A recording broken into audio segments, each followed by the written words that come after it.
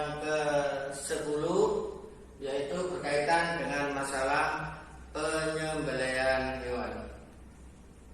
Oleh karena itu, sebelum kita membahas secara gamblang dan jelas apa yang ada kaitannya dengan penyembelihan hewan, marilah kita berdoa dulu, memohon kepada Allah mudah-mudahan pertemuan pembelajaran pada siang hari ini senantiasa mendapatkan bimbingan dan petunjuk dari Allah Subhanahu wa taala. Mari kita awali dengan membaca doa bersama. Al-Fatihah. A'udzubillahi minasyaitonirrajim. Bismillahirrahmanirrahim.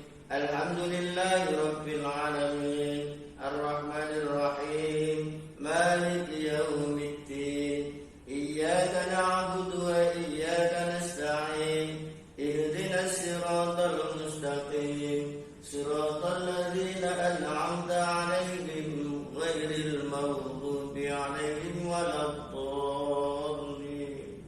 Bismillahirrahmanirrahim. Qul huwallahu ahad, Allahus samad, lam yalid wa lam yulad wa lam yakul lahu kufuwan ahad. Bismillahirrahmanirrahim. Qul a'udzu birabbil falaq, min syarri ma khalaq, wa min syarri ghasiqin idza waqab, wa min syarri naffasati fil 'uqad, wa min syarri hasidin idza hasad. Bismillahirrahmanirrahim. Qul a'udzu birabbin nas, malikin nas, ilahin nas, min syarril waswasil khannas, alladzi yuwaswisu fi sudurin nas, minal jinnati wan nas. Shadaqallahul azim. Anak-anak sekalian yang saya banggakan, pada kesempatan siang hari ini mari kita bahas masalah yang berkaitan dengan bab yang ke-10 adalah penyembelihan hewan dalam syariat Islam. Oleh karena itu, untuk membahas secara jelas maka kita harus mengetahui yang pertama adalah ketentuan penyembelihan dalam Islam. Kemudian yang kedua atau yang B, tata cara penyembelihan hewan. Ketentuan orang yang menyembelih sebagai berikut.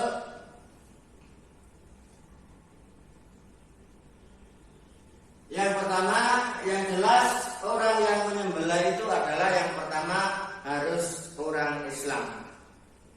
Apabila ada orang yang menyembelih itu bukan orang Islam, maka sembelihan dari binatang itu dinyatakan tidak halal untuk kita makan atau haram. Maka yang pertama adalah orangnya harus beragama Islam. Kemudian yang kedua, orang yang menyembelih hewan itu yang kedua adalah baligh. Jadi baligh itu adalah yang sudah memenuhi termasuk dalam hal usia. Ukuran usia baligh itu adalah 15 tahun.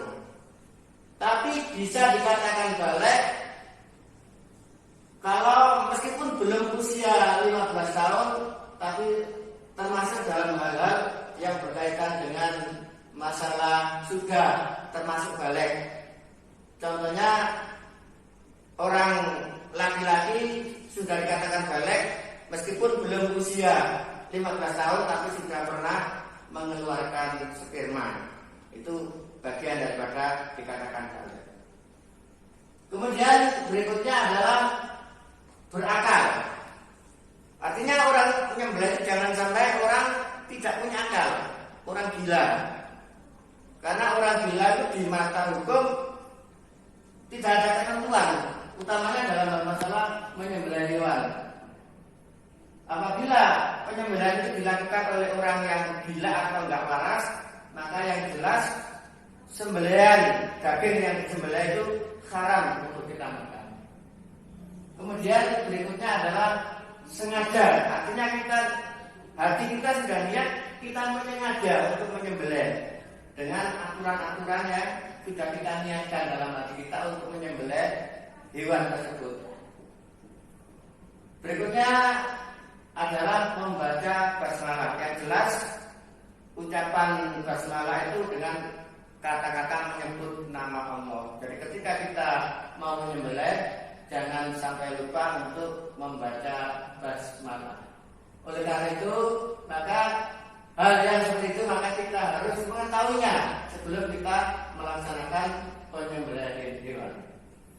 Kemudian berikutnya ketentuan hewan yang akan disembelih.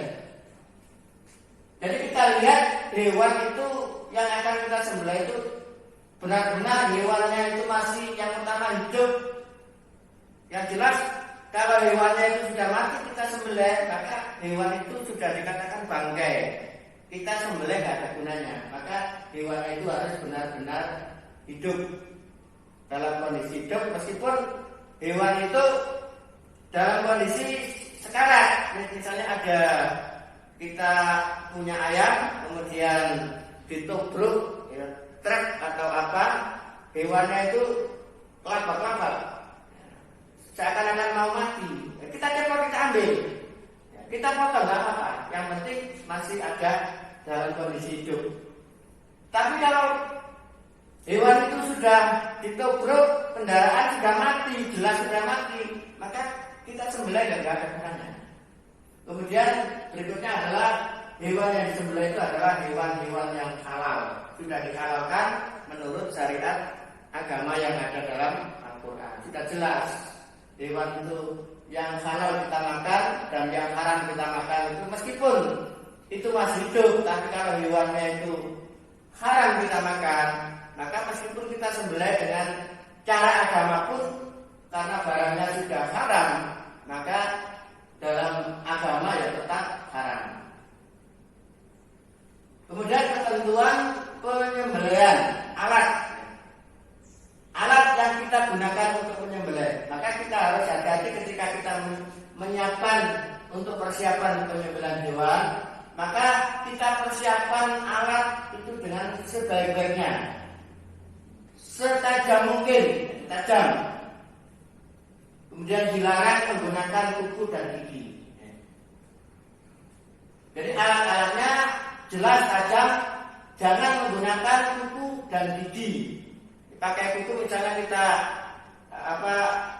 kesenangannya kebiasaan memburu burung, terus kita kengkeren dengan kuku, maka haram kita makan karena bukan alat yang dipergunakan untuk menyembelih. Atau gigi kita cokot ya dengan melalui gigi kita, meskipun itu mati, tapi karena alatnya bukan alat untuk menyembelih, maka haram untuk kita makan. Berikutnya adalah ketentuan menyembelih. Nah ini harus kalian perhatikan, utamanya nanti kalian kalau sudah di masyarakat kemudian diberi tugas, utamanya yang kalau di masyarakat di kampung itu ada pimpinan agama, mufti dan lain sebagainya, itu yang jelas tugasnya adalah menyembelih. Sewaktu-waktu disuruh kita melaksanakan menyembelih. Nah itu ya, dari ketentuan menyembelih, memotong tenggorokan atau bawah leher. Jadi kita lihat, nah di situ di leher itu ada saluran. Ada saluran makanan, kemudian saluran pernapasan dan urat nadi. Baik saluran makanan, saluran pernapasan maupun urat nadi harus benar-benar terpotong. Makanya kalau kalian nanti untuk memotong hewan, maka harus benar-benar yakin ketika yang dipotong itu benar-benar saluran makanannya sudah putus, saluran pernapasannya sudah putus, dan termasuk urat nadi itu harus sudah putus. Harus yakin. Maka jangan kita merasa ragu-ragu ketika menyembelih hewan, agar hewan yang disembelih itu benar-benar hewan bisa kita makan. Karena melaksanakannya dengan cara menyembelih melalui penyembelihan. Yang lain dengan kalau kita itu sebangsa ikan dan belalang itu tanpa disembelih, bahkan kalau mau masih hidup-hidup kita banting, kita makan nggak apa-apa, karena itu sebangsa daripada ikan dan belalang. Tapi kalau binatang ternak itu harus melalui penyembelihan. Berikutnya yang B adalah tata cara penyembelihan hewan. Dalam penyembelihan hewan itu adalah ada tata cara. Yang pertama, tata cara penyembelihan hewan secara tradisional. Mungkin secara tradisional itu sudah pernah kalian atau anak-anak semuanya itu sudah pernah melihat. Mungkin di waktu ada keluarga yang punya hajat, kemudian dipotong kambing atau sapi. Pokoknya yang ada di masyarakat itu namanya penyembelihan hewan secara tradisional. Mungkin anak-anak juga sudah melihat bagaimana tata cara penyembelihan hewan secara tradisional. Ya, yang pertama ini menyiapkan lubang. Jadi lubang kita siapkan dengan linggis, kita gali. Di samping lubang juga alat yang akan kita gunakan untuk menyembelih, pisaunya itu harus benar-benar sudah diasah dan sudah benar-benar tajam.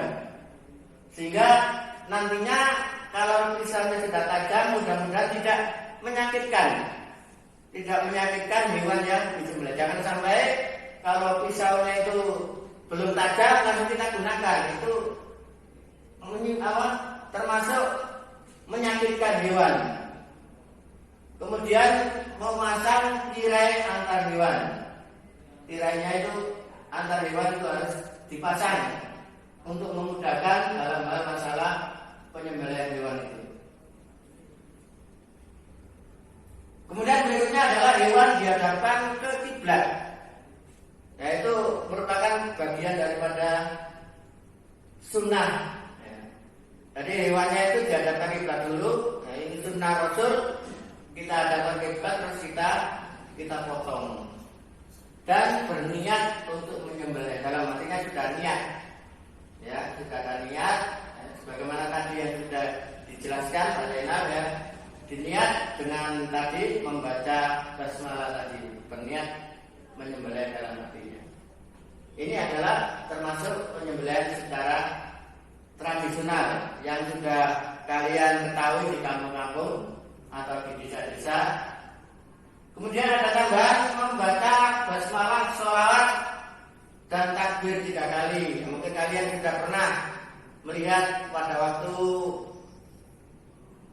korban, ya, di masjid-masjid di kampung-kampung itu, ya kita bacakan takbir sebagai semangat, ya, semangat kita dalam menyembelih. Kemudian tata cara penyembelihan hewan secara mekanik. Mungkin kalau secara tradisional anak-anak sudah melihat, ya, di kampung-kampung atau di mana saja. Tapi yang kedua ini tata cara penyembelihan hewan secara mekanik dengan menggunakan mesin. Nah, ini mungkin langka. Anak-anak mungkin belum pernah melihat masalah tata cara penyembelihan hewan secara mekanik. Kalau secara mekanik ini ya tinggal apa ya? Tinggal kita menyiapkan tombol atau skakel, memastikan mesin dalam kondisi baik, dipastikan. Biasanya itu kalau penyembelihan secara mekanik itu tidak satu atau dua, mungkin puluhan, ratusan. Jadi sekali tombol dipencet, mungkin itu sudah, misalnya sapi itu sudah 100 sapi sudah terpotong. Nah, ini tujuannya adalah untuk mempercepat. Utamanya kalau kita dikaitkan dengan masalah ekspor impor. Misalnya negara Amerika butuh sapi potong berapa ratus ribu. Nah, ini kalau digunakan secara tradisional ya ada katasi, maka digunakan secara atau dilaksanakan penyembelihan secara mekanik dengan menggunakan mesin. Jadi untuk persiapannya adalah ini, memastikan mesin dalam kondisi baik. Kemudian kalau sudah baik, menghidupkan mesin, menyiapkan hewan yang hendak disembelih. Jadi ketika mesin sudah dalam kondisi baik, sudah dicek, kemudian setelah dicek sudah baik, mesinnya dihidupkan.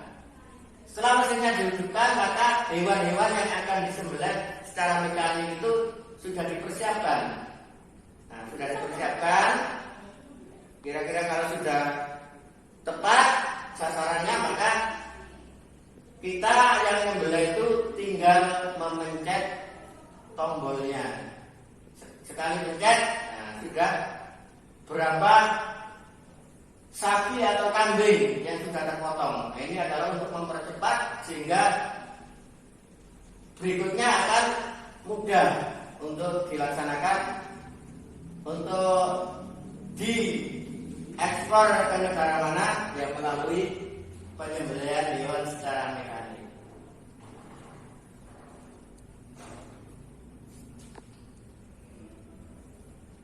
Anak-anak sekalian, mungkin itu yang sudah kami sampaikan yang berkaitan dengan masalah penyembelihan hewan. Mudah-mudahan sekedar yang disampaikan oleh Pak Zainal ini bisa membawa manfaat, membawa manfaat kepada khususnya kalian, ya, generasi penerus perjuangan agama Islam, khususnya di bidang masalah penyembelihan hewan. Sehingga nanti kalau kalian suatu-suatu, ya, kalau mungkin nyembelih kambing masih ragu-ragu, apalagi nyembelih sapi lebih besar. Nah, suatu-suatu mungkin kalian di rumah disuruh orang tua untuk menyembelih ayam. Nah, mudah-mudahan ini bisa kalian laksanakan karena sudah mengetahui bagaimana tata cara penyembelihan hewan menurut syariat agama Islam. Mudah-mudahan apa yang saya sampaikan ini bermanfaat. Mari kita akhiri dengan bacaan surat Al-Fatihah dengan harapan apa yang pembelajaran pada kesempatan siang hari ini mendapatkan bimbingan dan petunjuk dari Allah Subhanahu wa taala. Al-Fatihah.